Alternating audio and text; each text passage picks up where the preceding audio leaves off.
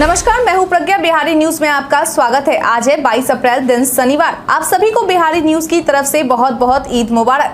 खबरों की ओर बढ़ने से पहले एक नजर सुर्खियों पर। राज्य के हर जिले में खुलेगा साइबर क्राइम के लिए अलग थाना। बिहार बीएड एडमिशन को लेकर जारी किया गया हेल्पलाइन नंबर। मनीष कश्यप मामले पर सुप्रीम कोर्ट ने तमिलनाडु सरकार को भेजी नोटिस। पानी की बचत और उसके क्वालिटी के लिए विभागीय स्तर पर होगी ट्रेनिंग। ने हैदराबाद को 7 विकेट से दी मात। अब चलिए बढ़ते हैं बिहार के अब तक की 25 बड़ी खबरों की ओर विस्तार से। आईआईटी पटना में 109 पदों पर होगी नियुक्ति। आईआईटी पटना के द्वारा deputy registrar, superintending engineer, deputy librarian, technical officer, science officer, medical officer, assistant registrar, junior engineer, junior technical superintendent, physical training instructor समेत 16 पद के लिए 109 रिक्तियों पर रिक्रूटमेंट नोटिफिकेशन जारी किया गया है। इसके लिए अगर एजुकेशनल क्वालिफिकेशन की बात करें तो सभी पदों के लिए योग्यता अलग अलग रखी गई है, जो अभ्यर्थी आधिकारिक वेबसाइट पर जारी किए गए नोटिफिकेशन में जाकर देख सकते हैं। बता दें कि इसके लिए आवेदन करने की अंतिम तारीख 14 मई तक निर्धारित की गई है। इच्छुक और योग्य उम्मीदवार इसके लिए आवेदन करने के लिए वेबसाइट staffrec.iitp.ac.in पर जाकर आवेदन कर सकते हैं। राज्य के हर जिले में खुलेगा साइबर क्राइम के लिए अलग थाना। बिहार में बढ़ते साइबर क्राइम के मामले को देखते हुए बिहार सरकार के द्वारा एक बड़ा और अहम निर्णय लिया गया है। दरअसल बिहार में साइबर अपराधियों पर लगाम लगाया जा सके, इसके लिए सरकार के द्वारा यह निर्णय लिया गया है कि अब राज्य के हर जिले में साइबर क्राइम के लिए अलग अलग थानों को खोला जाएगा। वहीं इन थानों का संचालन बेहतर ढंग से किया जा सके, इसके लिए 44 डीएसपी समेत 660 पदों पर नियुक्ति की जाएगी। आपकी जानकारी के लिए बता दें कि इसको लेकर मुख्य सचिव आमिर सुबहानी की अध्यक्षता में हुई बैठक में सहमति जता दी गई है। मालूम हो कि बैठक प्रशासनिक पदवर्ग समिति के साथ थी। बता दें कि इस बैठक में यह भी साफ कर दिया गया है कि राज्य में साइबर क्राइम एवं सोशल मीडिया यूनिट की 74 यूनिट में से 44 यूनिट को साइबर पुलिस थाना के रूप में बदला जाएगा। बिहारी बर्थडे स्पेशल में आज हम बात करेंगे मंसूर हुदा के बारे में। मंसूर हुदा का जन्म आज ही के दिन 1930 में हुआ था। यह एक टेक्नोलॉजिस्ट है। बता दें कि 1968 में अपने भाई सुरूर हुदा के साथ और सुमाकर की मदद से उन्होंने इंडिया डेवलपमेंट ग्रुप यूके का गठन किया, जो ब्रिटेन में भारतीय व्यापार समुदाय की मदद से भारत में ग्रामीण विकास कार्यक्रम चलाता है। 1983 में मंसूर हुदा ने लंदन में गांधी फाउंडेशन की स्थापना में मदद की। वह लखनऊ में Schumacher institute of appropriate technology की स्थापना के लिए भारत लौटा। इन्होंने एक पुस्तक भी लिखी जिसका नाम भारत में बेरोजगारी की समस्या है। अक्षय तृतीया को लेकर दूर करे अपना कंफ्यूजन। अक्षय तृतीया कब है, इसको लेकर लोगों के बीच काफी कंफ्यूजन बना रहता है। ऐसे में इस बार भी लोगों के बीच यह स्थिति बनी हुई है। कुछ लोगों का कहना है कि अक्षय तृतीया 22 अप्रैल को मनाया जा रहा है, तो वहीं कुछ लोगों का कहना है कि अक्षय तृतीया 23 अप्रैल को मनाया जाएगा। ऐसे में एक समाचार पत्र से बातचीत करते हुए ज्योतिष के द्वारा दी गई जानकारी के अनुसार अक्षय तृतीया हर साल वैशाख शुक्ल पक्ष की तृतीया तिथि को अक्षय तृतीया मनाया जाता है। बता दें कि ज्योतिष के द्वारा दी गई जानकारी के अनुसार इस बार अक्षय तृतीया 22 अप्रैल यानी कि आज मनाया जाएगा, जो कि 23 अप्रैल की सुबह तक रहेगा। मालूम हो कि आज अक्षय तृतीया की शुरुआत सुबह 8-9 मिनट से होकर 23 तारीख को सुबह 8-14 मिनट तक रहेगा। इसके साथ उन्होंने यह भी जानकारी दी है कि अक्षय तृतीया पर खरीदारी का शुभ मुहूर्त की शुरुआत 11:45 से होगी, जो कि 2:45 तक रहेगी और फिर संध्या 6 से लेकर 8 बजे तक रहेगी। बता दें कि आज के दिन मां लक्ष्मी की पूजा करना काफी शुभ माना जाता है। बिहार बीएड एडमिशन को लेकर जारी किया गया हेल्पलाइन नंबर। बीते गुरुवार को सीईटी बीएड का रिजल्ट जारी कर दिया गया है। ऐसे में अब नोडल पदाधिकारी प्रोफेसर अशोक कुमार मेहता के द्वारा जानकारी देते हुए बताया गया है कि बहुत जल्द ही अभ्यर्थियों की सफल काउंसलिंग की जाएगी, लेकिन इस दौरान अभ्यर्थियों को इस बात का ध्यान रखना होगा कि काउंसलिंग के लिए रजिस्ट्रेशन की सुविधा केवल एक बार ही उपलब्ध करवाई जाएगी। इसके साथ ही उन्होंने यह भी जानकारी दी है कि अगर अभ्यर्थियों को नामांकन की प्रक्रिया में किसी भी प्रकार की परेशानी आती है तो वह जारी किए गए हेल्पलाइन नंबर 9431041694 पर कॉल करके अपनी समस्या का निदान पा सकते हैं। इसके साथ ही अभ्यर्थी ईमेल आईडी helpdesk.cet.bed2023@gmail.com पर भी मेल कर अपनी समस्या का निदान पा सकते हैं। बता दें कि उनके द्वारा दी गई जानकारी के अनुसार नामांकन संबंधित सभी प्रक्रिया 30 जून तक पूरी कर ली जाएगी। मनीष कश्यप मामले पर सुप्रीम कोर्ट ने तमिलनाडु सरकार को भेजी नोटिस। बीते दिन तमिलनाडु में बिहारियों के साथ कथित हिंसा को लेकर फर्जी वीडियो वायरल करने के मामले में गिरफ्तार मनीष कश्यप के मामले पर सुप्रीम कोर्ट के द्वारा सुनवाई की गई। बता दें कि कल की सुनवाई के बाद ऐसी संभावना जताई जा रही है कि मनीष कश्यप को सुप्रीम कोर्ट से राहत मिल सकती है। मालूम हो कि बीते दिन हुई सुनवाई के बाद तमिलनाडु कोर्ट के द्वारा मनीष कश्यप के ऊपर लगे एनएसए मामले को लेकर तमिलनाडु सरकार को एक नोटिस भेजा गया और उनसे जवाब मांगा गया है कि मनीष कश्यप पर एनएसए लगाने का आधार क्या है। बता दें कि अब इस मामले पर कोर्ट के द्वारा अगली सुनवाई 28 अप्रैल 2023 को की जाएगी। इसके साथ ही मनीष कश्यप के वकील के द्वारा कोर्ट से मनीष कश्यप के ऊपर अलग अलग राज्यों में दर्ज मामलों को क्लब करने की अपील की गई थी, जिस पर कोर्ट के द्वारा 28 अप्रैल 2023 को ही सुनवाई की जाएगी। बीएसएससी सीजीएल 2023 का रिजल्ट इस दिन होगा जारी। अगर आप भी बीएसएससी तृतीय स्नातक स्तरीय पीटी परीक्षा के रिजल्ट का इंतजार कर रहे हैं तो यह खबर आपके लिए है, क्योंकि बहुत जल्द ही आपका इंतजार खत्म होने वाला है। बता दें कि बिहार कर्मचारी चयन आयोग के द्वारा परीक्षा का परिणाम 30 अप्रैल को जारी किया जाएगा। आपकी जानकारी के लिए बता दें कि यह परीक्षा आयोग द्वारा 2248 रिक्तियों के लिए ली गई है और प्रावधान के अनुसार मुख्य परीक्षा में बैठने का मौका रिक्तियों के 5 गुना अभ्यर्थियों को मिलेगा। यानी कि इस प्रकार लगभग 11,000 परीक्षार्थियों को प्रारंभिक परीक्षा में सफल घोषित किया जाएगा। बता दें कि फिलहाल ओएमआर सीट का मूल्यांकन और रिजल्ट तैयार करने की प्रक्रिया जारी है।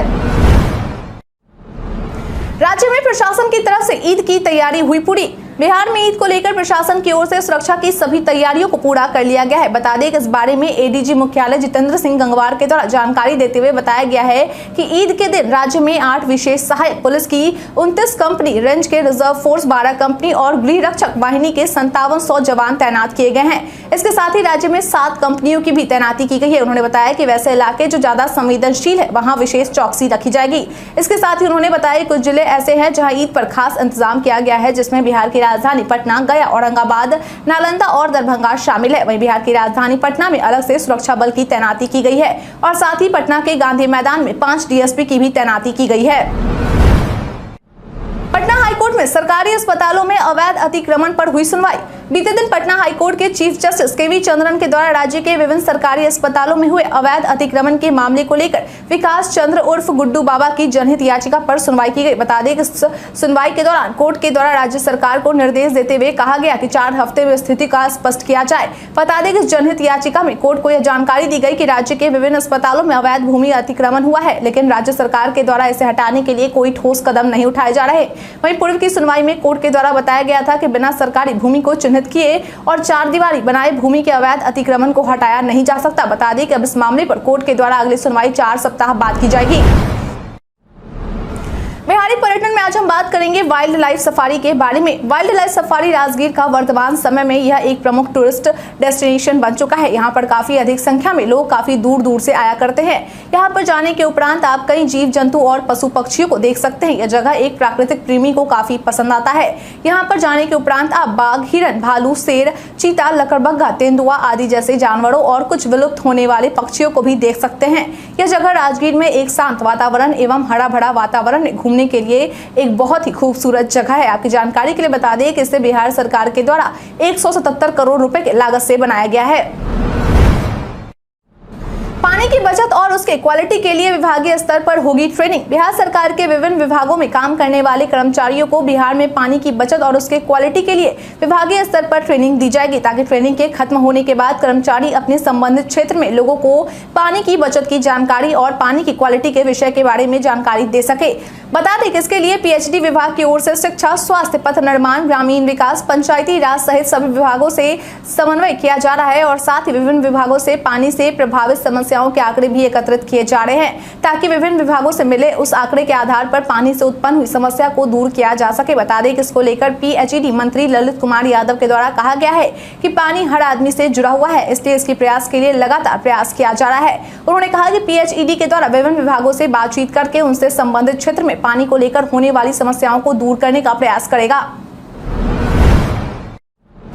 मुंगेर में मेडिकल कॉलेज के निर्माण की मिली स्वीकृति। बिहार सरकार की ओर से बिहार के मुंगेर जिले के जमालपुर प्रखंड अंतर्गत बांग पंचायत के मंगरा पोखर में मेडिकल कॉलेज के निर्माण को लेकर स्वीकृति दे दी गई है। यानी कि अब बहुत जल्द इस मेडिकल कॉलेज के मॉडल भवन निर्माण की निविदा भी जारी की जाएगी। बता दें कि मुंगेर के सांसद राजीव रंजन सिंह उर्फ ललन सिंह के द्वारा एक पत्रकार सम्मेलन में जानकारी देते हुए कहा गया है कि इस मेडिकल कॉलेज के निर्माण को लेकर जिला प्रशासन के द्वारा स्थल का चयन कर लिया गया है और राज्य सरकार से इसकी स्वीकृति भी दे दी गई है। उन्होंने बताया कि इस मेडिकल कॉलेज के निर्माण के लिए सतत लीज के आधार पर रैयतों ने 99 वर्ष के लिए जमीन देने का शपथ पत्र जिला प्रशासन को दिया है। राज्य में 24 घंटे में बदल सकता है मौसम का मिजाज। राजधानी समेत प्रदेश में बीते 2 हफ्तों से भीषण गर्मी और लू से अब लोगों को थोड़ी राहत मिलेगी। अगले 24 घंटे के दौरान पूर्वा हवा के चलने से तापमान में गिरावट आने के साथ लोगों को गर्मी से राहत मिलेगी। हल्की बारिश और बूंदाबांदी के साथ बादल छाए रहने की संभावना जताई जा रही है। मौसम विज्ञान केंद्र पटना के निदेशक विवेक सिन्हा ने बताया कि पटना समेत पूरे प्रदेश में बीते 2 हफ्तों से भीषण गर्मी व लू से अब लोगों को थोड़ी राहत मिलेगी। अगले 24 घंटे के दौरान मौसम करवट लेगा, पूर्वा हवा चलेगी। इससे तापमान में 2 से 4 डिग्री सेल्सियस की गिरावट आएगी।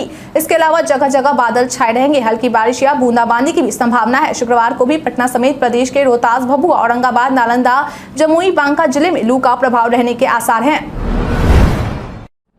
नवादा पुलिस ने 21 साइबर अपराधियों को किया गिरफ्तार। बिहार में बढ़ती साइबर क्राइम को देखते हुए बिहार के नवादा में एसपी के आदेश पर नवादा पुलिस साइबर अपराधियों के खिलाफ ताबड़तोड़ छापेमारी अभियान चलाई जा रही है। बता दें कि इस कड़ी में इस अभियान के दौरान बीते दिन नवादा पुलिस के द्वारा छापेमारी कर कुल 21 साइबर अपराधियों को अपनी गिरफ्त में लिया गया है। आपकी जानकारी के लिए बता दें कि यह घटना बीते गुरुवार की है, लेकिन पुलिस के द्वारा यह सूचना बीते दिन यानी कि शुक्रवार को दी गई है। पुलिस के द्वारा दी गई जानकारी के अनुसार कुछ लोग वारसलीगंज थाना क्षेत्र के आदमपुर गांव स्थित मामा बगीचा में बैठकर एक दूसरे को फोन लगाकर ठगी का काम कर रहे थे। उसी दौरान पुलिस के द्वारा छापेमारी की गई और सभी साइबर अपराधियों को गिरफ्तार किया गया। चारधाम यात्रा का आज से हुआ आगाज। इन नियमों से श्रद्धालुओं को मिला छुटकारा। आज से उत्तराखंड में चारधाम यात्रा का आगाज हो गया है। ऐसे में सरकार के द्वारा एक बड़ा फैसला लिया गया है। बता दें कि इस फैसले के तहत चारधाम यात्रा में श्रद्धालुओं की सीमित संख्या की बाध्यता को खत्म कर दिया गया है और साथ ही ऑनलाइन रजिस्ट्रेशन की बाध्यता की भी समाप्ति कर दी गई है। इस फैसले को लेकर अपर मुख्य सचिव राधा रतूड़ी के द्वारा आदेश जारी कर दिया गया है। हालांकि यात्रा में आने वाले श्रद्धालुओं के लिए रजिस्ट्रेशन आवश्यक होगा। बता दें कि इस बारे में उत्तराखंड के मुख्यमंत्री पुष्कर सिंह धामी के द्वारा ट्विटर पर ट्वीट कर जानकारी भी दी गई है और लिखा गया है कि श्रद्धालुओं की सुविधाओं को ध्यान में रखते हुए चारधाम यात्रा के दौरान दर्शनार्थियों की संख्या में प्रत्येक धाम में प्रतिदिन के लिए सीमित रखने के निर्णय को वापस ले लिया गया है। साथ ही अधिकारियों को यात्रा काल में रजिस्ट्रेशन की प्रक्रिया को पूर्ववत जारी रखने एवं यात्रियों की सुविधा और सुरक्षा को सुनिश्चित करने के भी निर्देश दिए गए हैं। 2300 छात्राओं को मिलेगी स्नातक प्रोत्साहन राशि। राज्य सरकार के द्वारा स्नातक पास करने वाली छात्राओं को मुख्यमंत्री प्रोत्साहन योजना के तहत 25,000 और 50,000 रुपए की राशि दी जाती है, लेकिन ऐसे में कई छात्राओं को अब तक प्रोत्साहन राशि नहीं मिल सकी है। इसी को देखते हुए शिक्षा विभाग के उच्च निदेशालय के द्वारा ऐसे 2300 छात्राओं का चयन किया गया है, जिनका औपचारिक प्रक्रिया पूरी करने के बाद प्रोत्साहन राशि जारी की जाएगी। आपकी जानकारी के लिए बता दें कि जिन छात्राओं का चयन किया गया है उनमें वैसी छात्राएं शामिल हैं जो निर्धारित समय बीत जाने के कारण अब इस प्रोत्साहन राशि को लेकर नाउम्मीद हो चुकी हैं। ऐसे में उच्च शिक्षा निदेशालय के द्वारा एक बार फिर छूटी अन्य छात्राओं को भी एक और अवसर देने का निर्णय लिया गया है। इन छात्रों के लिए एक बार फिर से आवेदन का पोर्टल खोला जाएगा।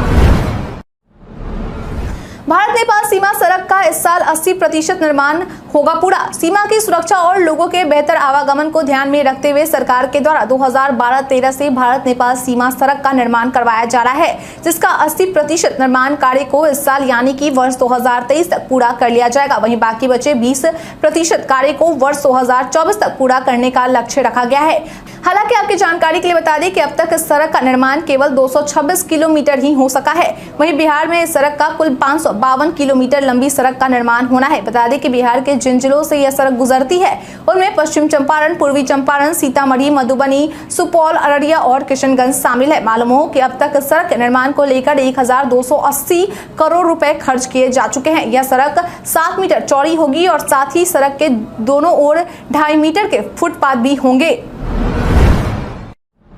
उपेंद्र कुशवाहा अमित शाह की मुलाकात पर जेडीयू का बयान। देश के गृह मंत्री अमित शाह और आरएलजेडी के प्रदेश अध्यक्ष उपेंद्र कुशवाहा के बीच हुई मुलाकात को लेकर जेडीयू के नेताओं के द्वारा तंज कसा गया है। बता दें कि जल संसाधन मंत्री संजय झा के द्वारा कहा गया है कि जब उपेंद्र कुशवाहा जेडीयू में आए थे तो बीजेपी को लेकर कुछ और ही बोलते थे, लेकिन अब वह जो अमित शाह के पास गए हैं यह तो होना ही था, पर उनके जाने का कोई असर नहीं पड़ने वाला है। वहीं जेडीयू के मुख्य प्रवक्ता और विधान पार्षद नीरज कुमार के द्वारा कहा गया है कि बीजेपी अपने वादे पर कायम नहीं रहती है। पहले बोलती थी कि अकेले सक्षम है, अब राजनीतिक सहयोग बना लिया। उन्होंने कहा कि उपेंद्र कुशवाहा अगर अमित शाह से मिले हैं तो हम लोगों को कहां चुनौती है, ये तो हर दम आते जाते हैं, इनका ट्रांसफर पोस्टिंग होते रहता है। उन्होंने कहा कि बिहार में महागठबंधन बहुत मजबूत स्थिति में है। बीजेपी सत्ता में आई तो बिहार में मिलेगा अमृत। बिहार में शराबबंदी है, लेकिन इसके बावजूद भी आए दिन शराब तस्कर की गिरफ्तारी की जाती है और भारी मात्रा में शराब बरामद किए जाते हैं। ऐसे में हाल ही में हुए बिहार के मोतिहारी में जहरीली शराब पीने से हुई मौत के बाद एक बार फिर से राजनीतिक गलियारों में शराबबंदी को लेकर चर्चा तेज हो गई है और विपक्ष के द्वारा लगातार नीतीश सरकार पर हमला बोला जा रहा है। इसी कड़ी में केंद्रीय मंत्री अश्विनी चौबे के द्वारा बिहार के कैमूर जिले में बिहार सरकार पर हमला करते हुए बोला गया कि बिहार में शराबबंदी का स्क्रिप्ट शराब पीकर लिखा गया है। उन्होंने कहा कि मुख्यमंत्री के अगल बगल शराब माफियाओं और शराबियों का जमावड़ा रहता है। वहीं अब उनसे यह पूछा गया कि क्या बीजेपी के सत्ता में आने पर शराबबंदी खत्म हो जाएगी। इसका जवाब देते हुए उन्होंने कहा कि बीजेपी की सरकार बनने दीजिए तो बीजेपी में अमृत राज होगा, लोगों को अमृत पिलाया जाएगा। उन्होंने कहा कि अगर 2025 में बीजेपी सत्ता में आती है तो बीजेपी अमृत कलश से लोगों को अमृत पिलाने का काम करेगी। प्रशांत किशोर ने बताया बिहार में फैक्ट्री न लगने का कारण। चुनावी राजनीति रणनीतिकार प्रशांत किशोर इन दिनों अपने जनसुराज पदयात्रा के दौरान वैशाली में है। इसी दौरान उन्होंने बीते दिन वैशाली के गोड़ौल में एक जनसभा को संबोधित करते हुए पीएम मोदी पर निशाना साधते हुए कहा कि अगर नरेंद्र मोदी सूरत में इतनी फैक्ट्री लगवा सकते हैं तो क्या वो वैशाली और चंपारण में 2-4 फैक्ट्री नहीं लगवा सकते। उन्होंने कहा कि क्या कोई देश में ऐसा बिजनेसमैन है जिसको प्रधानमंत्री बिहार में फैक्ट्री लगाने के लिए बोले और वो मना कर दे। लेकिन नरेंद्र मोदी बिहार में इसलिए फैक्ट्री नहीं लगवा रहे हैं क्योंकि अगर वो यहाँ फैक्ट्री लगवा देंगे तो पूरे देश में 15,000 में मजदूरी करने वाले 2 करोड़ मजदूर उन्हें कहां से मिलेंगे। उन्होंने कहा कि पिछले 9 साल में नरेंद्र मोदी ने बिहार के विकास के लिए एक बैठक तक नहीं की और अगर वे मुझे ऐसी बैठक का प्रमाण दिखा देते हैं तो मैं खुद नरेंद्र मोदी का झंडा उठाकर चलूंगा। चेन्नई ने हैदराबाद को 7 विकेट से दी मात। बीते दिन आईपीएल 2023 के 29वें मैच में चेन्नई सुपर किंग्स का सामना सनराइजर्स हैदराबाद के साथ हुआ। बता दें कि कल का यह मैच चेन्नई के चेपक स्टेडियम में खेला गया था, जिसमें धोनी की कप्तानी वाली टीम चेन्नई सुपर किंग्स के द्वारा सनराइजर्स हैदराबाद की टीम को 7 विकेट से हरा दिया गया। बता दें कि चेन्नई ने टॉस जीतकर पहले गेंदबाजी करने का फैसला लिया। वहीं पहले सनराइजर्स हैदराबाद के द्वारा बल्लेबाजी करते हुए 20 ओवर में 7 विकेट गंवाकर 134 रन बनाए गए, जिसका पीछा करते हुए चेन्नई सुपर किंग्स के द्वारा 18.4 ओवर में 3 विकेट के नुकसान पर 138 रन बनाकर अपना लक्ष्य हासिल कर लिया गया। भारत के इतिहास में आज की तारीख है बेहद खास। नेताजी सुभाष चंद्र बोस ने 1921 में इंडियन सिविल सर्विस से त्याग पत्र दिया। सन 1970 में दुनिया में पहली बार पृथ्वी दिवस मनाया गया। भारत के अंतिम मुगल सम्राट अकबर द्वितीय का 1760 में जन्म हुआ। भारतीय लेखक चेतन भगत का 1974 में जन्म हुआ। बंगाली सिनेमा के पहले स्टार कन्नन देवी का 1916 में जन्म हुआ। भारतीय फैशन फोटोग्राफर अतुल काबेकर का 1965 में जन्म हुआ। भारत के प्रसिद्ध राजनीतिज्ञों में से एक तथा मध्य प्रदेश के भूतपूर्व राज्यपाल महमूद अली खां का 2001 में निधन हुआ। भारत के प्रसिद्ध वायलिन वादक लालगुडी जयरमन का 2013 में निधन हुआ। काकोड़ी कांड के प्रसिद्ध क्रांतिकारी जोगेश चंद्र चटर्जी का 1969 में निधन हुआ। समाज सुधारक मंगूराम का 1980 में निधन हुआ। आज के दिन को विश्व पृथ्वी दिवस और जल संसाधन दिवस के रूप में मनाया जाता है। अब इंस्टाग्राम के बायो में 5 लिंक्स कर सकते हैं ऐड। मेटा ने इंस्टाग्राम में एक नया फीचर जोड़ा है जिससे यूजर्स अपने प्रोफाइल में एक से ज्यादा लिंक ऐड कर सकते हैं। नए फीचर की घोषणा फोटो और वीडियो शेयरिंग प्लेटफॉर्म इंस्टाग्राम ने अपने आधिकारिक अकाउंट के माध्यम से की है। इंस्टाग्राम ने लिखा है, अब आप अपने इंस्टाग्राम बायो में अधिकतम 5 लिंक जोड़ सकते हैं। अगर आप अपनी प्रोफाइल के बायो में एक से अधिक लिंक जोड़ना चाहते हैं तो इसके लिए आपको कुछ स्टेप्स फॉलो करने होंगे। सबसे पहले आपको अपने एंड्रॉइड स्मार्टफोन पर इंस्टाग्राम ओपन करें। अपनी प्रोफाइल पर जाने के लिए नीचे दाईं ओर प्रोफाइल आइकन पर टैप करें। स्क्रीन के टॉप पर एडिट प्रोफाइल टैप करें, लिंक पर टैप करें। फिर अपनी वेबसाइट के लिए यूआरएल जोड़ने के लिए ऐड एक्सटर्नल लिंक्स पर टैप करें। एक्सेप्ट पर टैप करें। फिर अपने परिवर्तनों को सेव करने के लिए एक बार फिर से एक्सेप्ट पर टैप करें। पहले खबर में आज हम बात करेंगे लैपटॉप की पेशकश के बारे में। सोशल मीडिया पर कई सूचनाएं वायरल होती है, लेकिन सभी सच हो ये जरूरी नहीं है। इसी कड़ी में आज हम बात करेंगे मुफ्त लैपटॉप की पेशकश के बारे में। दरअसल पीआईबी ने अपने ट्वीट में लिखा है कि सोशल मीडिया पर एक लिंक के साथ एक संदेश प्रसारित हो रहा है, जिसमें दावा किया जा रहा है कि युवाओं के लिए मुफ्त लैपटॉप की पेशकश की जा रही है और इसे बुक करने के लिए दिए गए लिंक पर क्लिक करके व्यक्तिगत विवरण मांगा जा रहा है। पीआईबी ने अपने ट्वीट में आगे लिखा है कि प्रसारित लिंक और संदेश नकली है, व्यक्तिगत जानकारी साझा करते समय सतर्क रहें। अमेरिका के छात्र संघ चुनाव में जीता बिहारी। भारतीय हर क्षेत्र में देश के हर कोने में अपना पहचान बना रहे। बता दें कि एक बार फिर दो भारतीय ने कुछ ऐसा कर दिखाया है जो अब तक कोई भारतीय नहीं कर पाया था। दरअसल अमेरिका के बावसन कॉलेज में हाल ही में हुए चुनाव में दो भारतीय छात्रों को स्नातक और स्नातक छात्र सरकार के अध्यक्ष के रूप में चुना गया है। मालूम हो कि संस्थान में ऐसा पहली बार हुआ है कि दो भारतीयों के द्वारा छात्र संघ चुनाव में जीत दर्ज की गई हो। लेकिन आपको बता दें कि इस जीत में दिलचस्प बात यह है कि इन दो छात्रों में से एक छात्र बिहार की राजधानी पटना का रहने वाला है, जिसका नाम बसु सिंह है और 26 वर्षीय है। बता दें कि बसु सिंह को स्नातक छात्र सरकार के अध्यक्ष के पद पर जीत मिली है और वह फिलहाल सोशल इनोवेशन स्कॉलर के रूप में बावसन कॉलेज से एमबीए कर रहे हैं। बीते दिन हमारा पूछे गए सवाल का आप लोगों में से बहुत लोगों ने अपना जवाब हमें हमारे कमेंट सेक्शन बॉक्स में लिख कर दिया था। जिन्होंने हमारा पूछे गए सवाल का जवाब दिया है उनके नाम है रवि कुमार राम, प्रमोद राम, शंकर मुखिया, रमाशंकर जायसवाल, वेद प्रकाश सिंह, नरेश राम, अनवर करीम खान, योगेंद्र रजक, अभिनंदन कुमार, मुकेश कुमार, शंकर मुखिया, धीरेन्द्र कुमार, ऋषिदेव, ललिता कुमारी, आरएस अमरीश, कन्हैया कुमार। इसके साथ ही बढ़ते हैं आज के सवाल की ओर। आज का सवाल है, आपके अनुसार उपेंद्र कुशवाहा के एनडीए में जाने से महागठबंधन पर कितना असर पड़ेगा? अपना जवाब हमें हमारे कमेंट सेक्शन में लिखकर जरूर बताएं। आज के लिए इतना ही। बिहार के तमाम खबरों के साथ बने रहने के लिए देखते रहें बिहारी न्यूज और साथ ही अगर आप यूट्यूब से देख रहे हैं चैनल को सब्सक्राइब करना और अगर आप फेसबुक से देख रहे हैं तो पेज को फॉलो करना ना भूलें। धन्यवाद।